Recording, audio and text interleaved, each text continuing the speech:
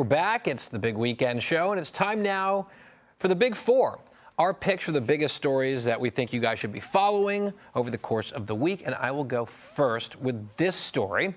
Republican donors reportedly warming up to the idea of Florida Governor Ron DeSantis' wife, Casey DeSantis, running for her husband's position in 2026. So Ron DeSantis, the sitting governor, will be term limited, very popular Republican down there, of course, won a huge re-election in 2022. But who would come next? I know there's a number of people rumored to have their eye on the prize, apparently including maybe the current first lady of the state of Florida, former news anchor, very good communicator, very sharp, right? Cancer survivor, young mother. There's a lot of appeal there, and we'll see what happens if she even wants it. But those rumors have been percolating here for a little while.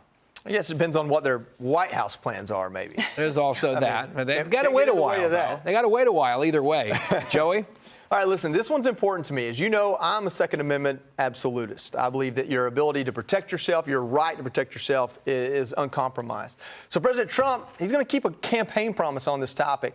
He just signed a new executive order to protect and expand Second Amendment rights of law-abiding citizens. What this executive order does is it directs the Attorney General to look at all the policies from past administrations, specifically the Biden administration, and say any of them that unnecessarily or, in his opinion, unlawfully restricted Americans' right to possess a firearm, that they get struck down, they get removed. This is great. In the nuance, the ATF, the NFA items have been a lot faster in recent weeks. There's a lot of things already heading in the right direction, and it may be nuanced to some people, but it's a part of my life, and I'm glad it's happening.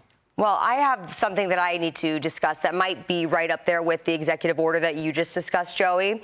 President Trump says he's going to reverse Joe Biden's mandate to phase out plastic straws, saying, guys, on Truth Social, quote, enjoy your next drink without a straw that disgustingly dissolves in your mouth.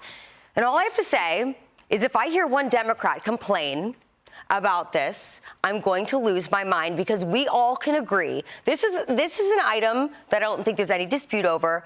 Paper straws do not work. They're terrible. We need to go back to plastic, not to mention it has been proven that the paper straws have forever chemicals in them. They are not good for you either. So let's put this to bed. This made me laugh. I thought it could be another one of those 80-20 issues for President Trump where he slides in with the easy victory on.